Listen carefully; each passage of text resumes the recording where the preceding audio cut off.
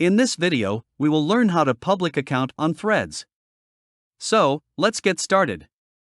I have opened my Threads account. If you don't have one for Android, simply go to the Google Play Store, install the app, and create an account. If you are an iPhone user, you need to go to the App Store.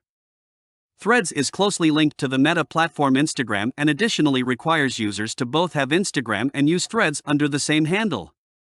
Simply press on your profile from the bottom right corner. This account is a private account, so no one can see my posts except my followers. Now press on the privacy lock icon in the upper left corner.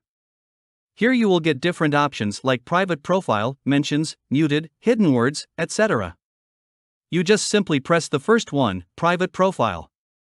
And now press OK to allow the system to public your profile. See, you have successfully public your profile, and now everyone can see your posts. This was a very simple way to public your profile on Threads. Hope you enjoy this video. I hope you learned something from this video. If you have any question, don't hesitate to comment down below. And thank you for watching.